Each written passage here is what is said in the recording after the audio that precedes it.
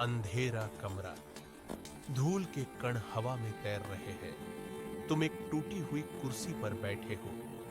तुम्हारे सामने एक औरत खड़ी है। उसकी आंखों में तुम्हारी परछाई है, लेकिन तुम खुद को पहचान नहीं पा रहे। ये कौन है?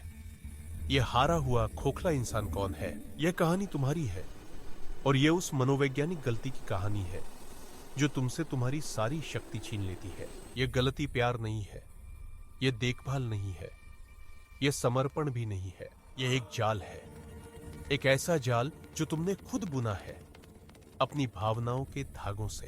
तुमने उसे अपनी दुनिया का केंद्र बना दिया। सूरज, जिसके चारों ओर तुम्हारी पूरी जिंदगी घूमती है, उसकी एक मुस्कान तुम्हारा दिन बना देती है। उसका एक तीखा शब्द तुम्हारी दुनिया उजाड़ देता है। तुमने अपनी खुशी का रिमोट कंट्रोल उसके हाथों में थमा दिया है। यह नहीं होना था। तुम एक चट्टान थे, एक द्वीप। अब तुम एक नाव हो जो उसकी भावनाओं के तूफान में डगमगा रही है। गलती क्या है, यह समझना जरूरी है। गलती है भावनात्मक आउटसोर्सिंग। तुमने अपनी आत्म मूल्य की भावना, अपनी पहचान और अपनी भावनात्मक स्थिरता को किसी और को सौंप दिया है। तुम अपने होने की पुष्टि के लिए उसकी आंखों में देखते हो। अगर वो कहती है तुम अच्छे हो, तो तुम अच्छा महसूस करते हो।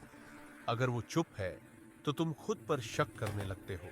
यह मनोविज्ञान का एक गहरा सिद्धांत है।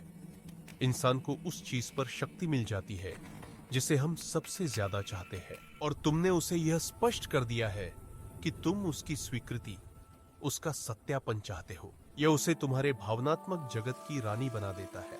वह तुम्हारे मूड को एक स्विच की तरह ऑन और ऑफ कर सकती है। यह जानबूझकर की गई हेर फेर नहीं भी हो सकती है। अक्सर यह अनजाने में होता है। तुमने उसे यह शक्ति दी है अपनी प्रतिक्रियाओं के माध्यम से, अपनी जरूरतों के माध्यम से।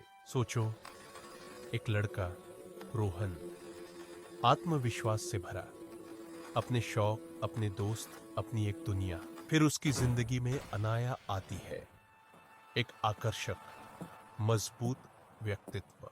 शुरू में सब कुछ सुंदर था, दो अलग अलग दुनियाओं का मिलन। लेकिन धीरे धीरे रोहन बदलने लगता है। अनाया को उसका लकड़ी का काम बचकाना लगता है। रोहन अपनी कार्यशाला में जाना बंद कर देता है। उसके दोस्त बहुत शोर करते हैं। वह उनसे मिलना कम कर देता है। हर निर्णय, छोटा या बड़ा, अब अनाया की मंजूरी से लिया जाता है। वह क्या पहनेगा, वह क्या पढ़ेगा, वह क्या सोचेगा। रोहन ने अपनी भावनाओं का नियंत्रण पूरी तरह से अनाया को सौंप दिया है। वह उसकी खुशी पर खुश होता है, उसकी उदासी पर दुखी। उसकी अपनी भावनाएं अब मौजूद नहीं है। यह है शक्ति का हस्तांतरण। यह सूक्ष्म है, मौन है और विनाशकारी है। रोहन ने सोचा कि वह प्यार दे रहा है, लेकिन असल में वह खुद को मिटा रहा था। यहां सच्चाई है।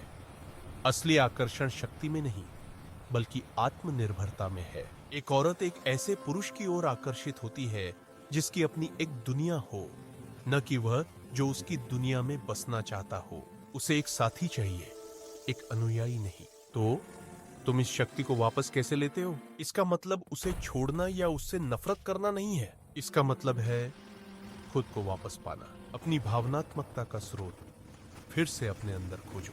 अपनी खुशी को बाहरी घटनाओं पर निर्भर मत रहने दो। अपने शौक, अपने जुनून को फिर से खोजो।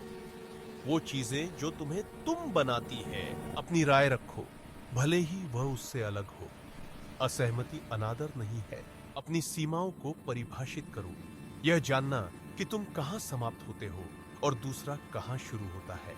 जब तुम भावनात्मक रूप से आत्मनिर्भर हो जाते हो, तो समीकरण बदल जाता है। तुम अब उसकी स्वीकृति के लिए भूखे नहीं हो। तुम उसे एक विकल्प के रूप में चाहते हो, एक जरूरत के रूप में नहीं। और यही विडंबना से तुम्हें और अधिक आकर्षक बनाता है। शक्ति का खेल समाप्त हो जाता है और एक वास्तविक परिपक्व रिश्ते की शुरुआत होती है। याद रखो, तुमने उसे कोई शक्ति नहीं दी, तुमने बस अपनी छोड़ दी थी। अब इसे वापस लेने का समय है।